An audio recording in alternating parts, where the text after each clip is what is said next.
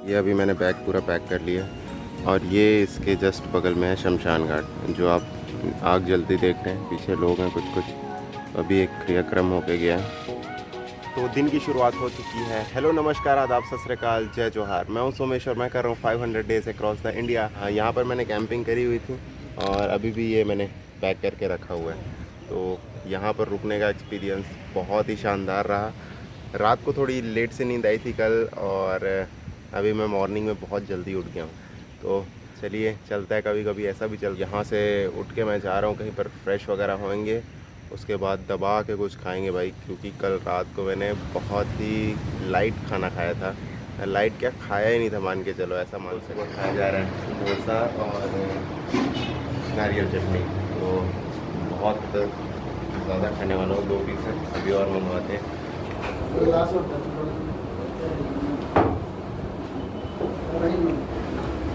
भाई 10 रुपये पर पीस का ये डोसा है और मतलब बहुत ही वर्थ है यार।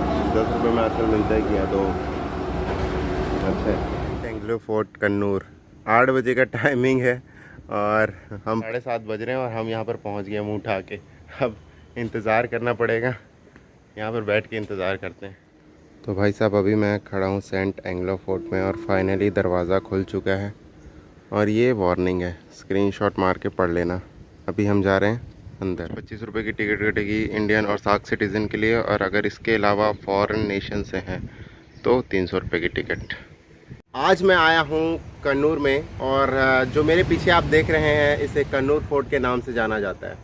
तो ओरिजिनली जो इसका रिटन नेम है वो है saint Angelo fort. Saint Angelo fort Portuguese rulers के द्वारा बनवाया गया था। तो डेटिंग बैक टू टाइम्स हम अगर समय में पीछे जाएं तो देखते हैं 1515 में जो वायसराय थे, पोर्चुगीज़ वायसराय थे डॉन फ्रांसिस्को द अल्मेडा, उनके द्वारा इसे बनवाया गया था और उस समय से ये जो फोर्ट है यहाँ पर खड़ा है। तो जैसे ही उन्होंने बनवाया उसके कुछ ही समय बाद, यानी 150 साल लगभग हुए होंगे, 1663 के आसपास जो डच एम्पायर थे, डच लोगों ने यहाँ पर आक्रमण किया और इस किले को अपने अंडर ले लिया। और कुछ ही समय बाद जो यहाँ के अली राजा थे अराकल डायनेस्टी के, उन्हें बेच दिया और फिर उन्होंने कुछ समय तक राज किया होगा। उसके जस्ट बाद फिर ब्रिटिश एम्पायर ने 1690 में यहाँ पर फिर से आक्रमण किया और फिर से इस किले को अपने अंडर ले लिया। तो ऐसा कुछ इसका इतिहास रहा है। और ये जो फोर्ट है इसको मेनली मिलिट्री पर्पस के लिए यूज़ किया जाता था ब्रिटिश एम्पायर के टाइम पे। और उससे पहले यहाँ पर जो पोर्चुगीज़ रूलर थे, तो यहाँ पर पीछे आप नेचुरल हार्बर है तो उसके रूप में यहाँ पर यूज़ होता था। तो ऐसा कुछ रहा है यहाँ का इतिहास।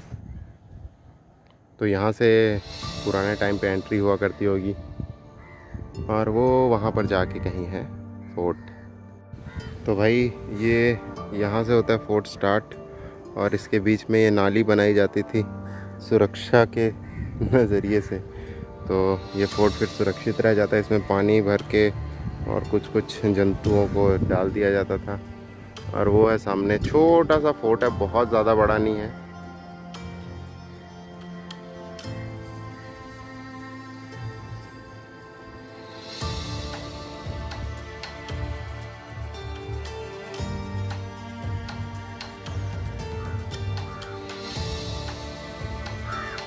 तो ये जो देख रहे हैं ये है चर्च। इसके अंदर एक चर्च था पुराने समय पे और कालीकट से इसकी दूरी लगभग 70 किलोमीटर की है। तो आप इजीली पहुंच सकते हैं, बस लगातार चलती रहती है। ये तोप है भाई साहब उस ज़माने के, और तो इजीली ट्रांसपोर्ट की सुविधा आपको उपलब्ध हो जाएगी।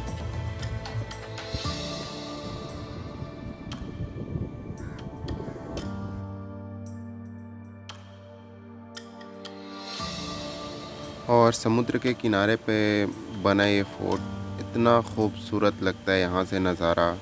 और पास ही इसके एक हार्बर है जो कि अभी भी लोग इसका यूज़ करते हैं, फ़िशरमैन इसका यूज़ करते हैं। तो एक बार विज़िट करने के लिए बहुत ही शानदार जगह है।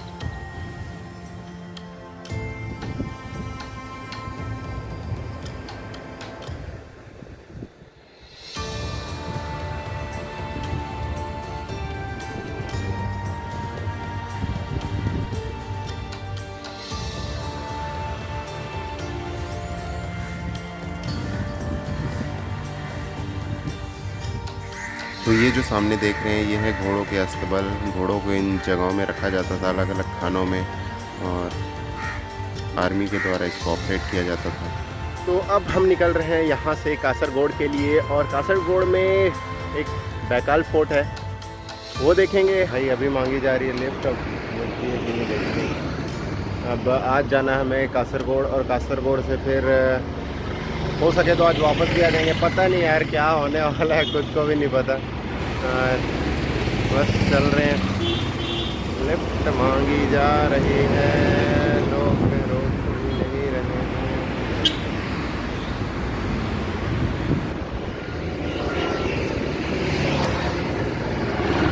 और सुनाओ क्या हालचाल आप लोगों के। भाई ये वीडियो पता नहीं आज शूट हो रही है, आज है डेट 27 नवंबर, और जब आ रही होगी तब देखो मतलब कितना ज़्यादा टाइम लगा है इस वीडियो को एडिट होने और पूरा प्रोसेस होने में। चढ़ा के बस मतलब निकल रही है यहाँ से। नॉर्मल गाड़ियाँ, प्राइवेट व्हीकल्स तो बहुत कम, ऑटो और बसेस भीड़ लगी हुई है। कालीकट से 170 किलोमीटर की दूरी पर स्थित है ये फोर्ट, और इसका नाम है बैकल फोर्ट। तो जी भाई साहब फाइनली मैं पहुंच चुका हूं बैकल फोर्ट। बहुत ज़्यादा संघर्षों के बाद यहां पर पहुंचे हैं, और सबसे पहले टिकट कटवा लेते हैं। यहां पर भी एज इट इज़ 25 रुपये की टिकट है।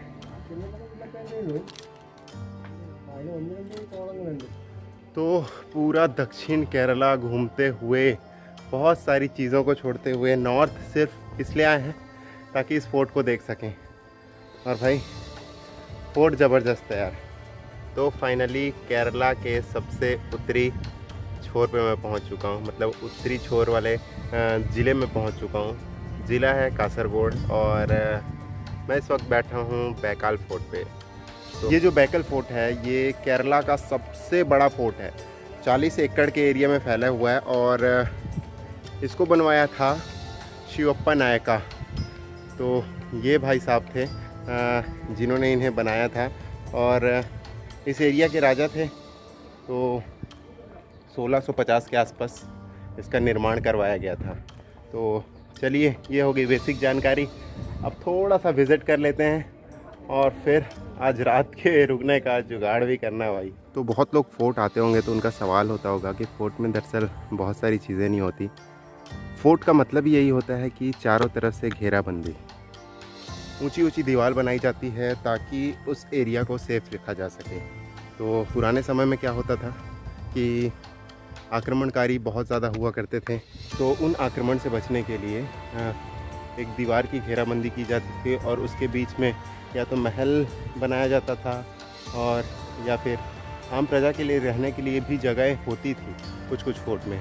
तो बेसिकली राजा को ज़्यादा सुरक्षित रखना होता था, तो ऐसे महल बनाए जाते थे, और फोर्ट का यही मतलब होता है घेराबंदी करके उस जगह को सुरक्षित करना।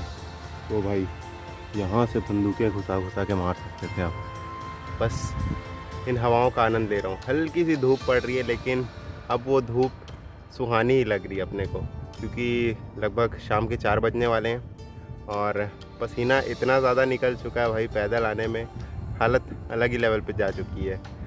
अच्छा लग रहा है भारत यात्रा में यहाँ तक पहुँचना। लिफ्ट लेके 130 दिन आज हो चुके हैं घर से निकले हुए। मेरे को अलग ही लेवल का फील है यार। 130 दिन आप अपने राज्य से दूर हो, और दक्षिणतम बिंदु, दक्षिणतम राज्य सब कर चुके, और शांति से बैठे हुए हैं। तो लगे हाथ मैं इस किले का इतिहास भी आपको बता देता हूँ। तो इस किले को बनवाया गया है शिवप्पा नायका जी के द्वारा। तो केडापल्ली के वो शासक थे, और लगभग 1650 ईस्वी में इसका निर्माण करवाया गया। और बहुत ही खूबसूरत इस पत्थर को शायद लेटराइट पत्थर बोला जाता है, मतलब अलग ही टाइप का पत्थर होता है, और सिर्फ वेस्टर्न घाट्स में मैंने मतलब इस प्रकार के पत्थर से बने हुए किले देखे हुए हैं।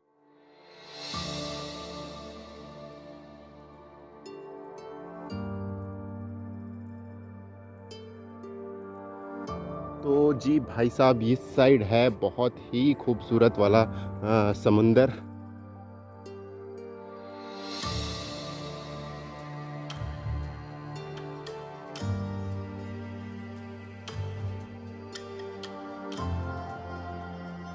जब अच्छे लोग मिलते हैं और इंटरेक्शन होता है तो मतलब एकदम स्फूर्ति सी आ जाती है अपने आप में, बोलने का तरीका बदल जाता है, एक अंदरूनी खुशी मिलती है जब लोग आपसे पॉजिटिव इंटरेक्शन करते हैं। तो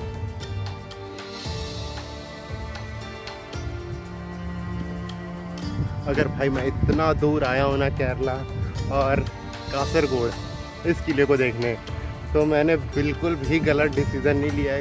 इतना अच्छा लग रहा है गोवा का जो चापोरा फोर्ट है ना, उस टाइप का लग रहा है। और उसमें दिल चाहता है, हमें 3 दोस्त जाते हैं, अपन अकेले, मतलब बनी टाइप की फीलिंग आ रही है। घर बहुत ही सुंदर दिख रहा है यार, और ये घास आसपास, क्या नज़ारे हैं। किस बेढंगी दुनिया के संगी हम न होते यारा, अपनी तो यारी अतरंगी है रे।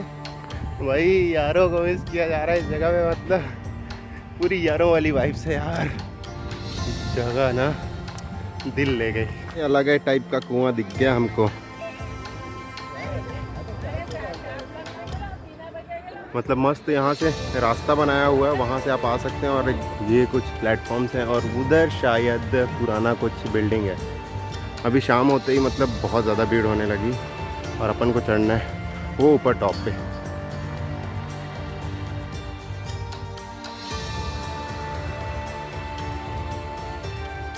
भाई यहाँ से तो नेक्स्ट लेवल वाला व्यू आ रहा है यार, नेक्स्ट लेवल वाला है।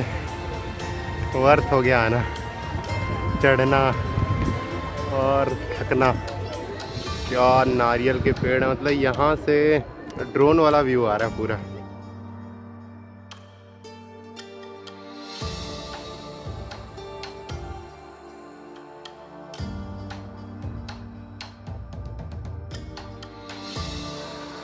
तो कैसी लगी आपको जगह, बताइए भाई कमेंट करके।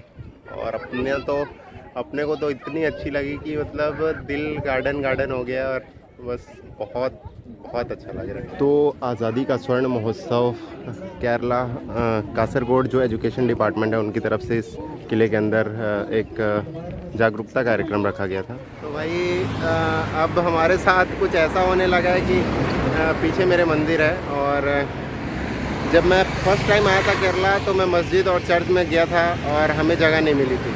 इस बार मंदिर में गए हैं, मंदिर में भी जगह नहीं मिली। मतलब भगवान के घर में एक टेंट लगाने की जगह नहीं मिल रही है। मैं किसी को दोषारोपण नहीं कर रहा हूँ, बस बता रहा हूँ जो भी एक्सपीरियंस मेरे साथ हो रहा है।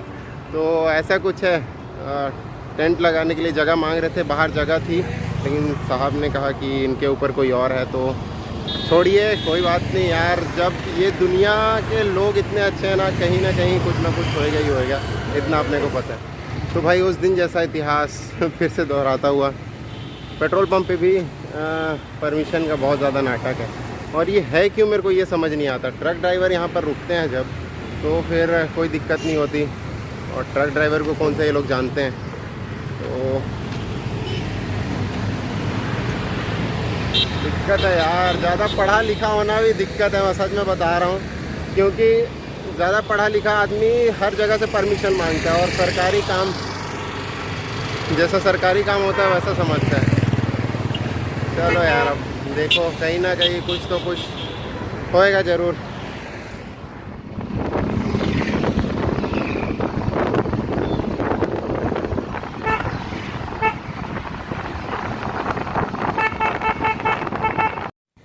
तो रात होने से पहले कुछ खाना खा लिया जाए भैया, क्योंकि रात को भटकना पड़ेगा तो दिक्कत होएगी। और सुबह से मैंने बस डोसा खाया हुआ था, तो ये परोठा ऑर्डर किया। और यहाँ पर थोड़ी माइक में दिक्कत थी तो मैं वॉइस ओवर कर रहा हूँ, और अच्छा लग रहा है यार। Yeah what's your name sir? My name is Abdurrahman. Ibrahim Abdul Rahman. Abdul Rahman. Okay, thank you so much for lift. Okay. Yeah Your good name? Myself Musafir Somesh. Mustafa. Yeah I am going to Nileshwar. धन्यवाद। आहा, यह क्या है? Hi ಧನ್ಯದಯ್ಯೋ hello ನೋಕೆ hi ಹಾಕಿ ಕ್ಯಾಮ್ರಲ್ಲಿ ನೋಕೆ ಅದನ್ನೇ